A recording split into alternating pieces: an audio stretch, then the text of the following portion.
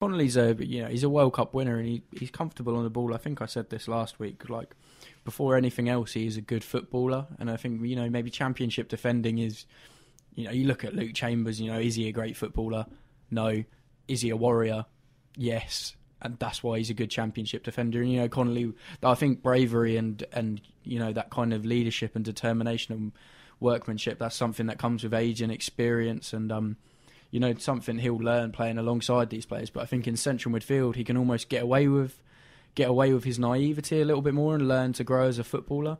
I think he is a great footballer, and he's getting forward, he's getting himself some goals at the minute, and but Mick has to gain a lot of credit for this, because I think he spoke about it recently, saying he saw him in training and he said, and I think he pulled him aside and said to him, "For me, you're not a right back. You're a central midfielder."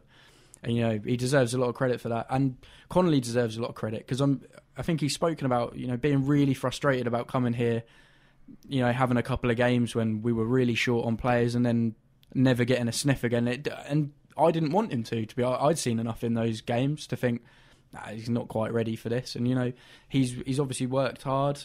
I think he's living away from home, I think he said, for the first time in his life, and it's big pressure on him to make it here. This is a big loan move for him, in theory, because he's young, but he's not that young. He's not young enough not to be released by Everton, is he? I don't know his contract situation there, but this is a big period for him, and this will do him the world of good, in my opinion. I feel we should talk about him a little bit more, really, because Everton have got a fantastic track record with their academy, but how have they not noticed that this guy is a central midfield player? Like, I don't see him as a natural right back. I think he can do a job there, and if you get really short, you could put him back there in a situation where you're low on fullbacks. But he's definitely a central midfield player, maybe slightly on the defensive side, but we've seen his ability to be able to go forward. He demands the ball, he looks up, he can play a great pass, and we've seen in the last couple of games now he can also get into the positions where he's going to score some goals as well. I think, looking at it, Everton have made a bit of a mistake from playing him at fullback. Forgive me if I'm mistaken, but I think he's come through in an age group that has developed Tom Davies, Ryan Ledson.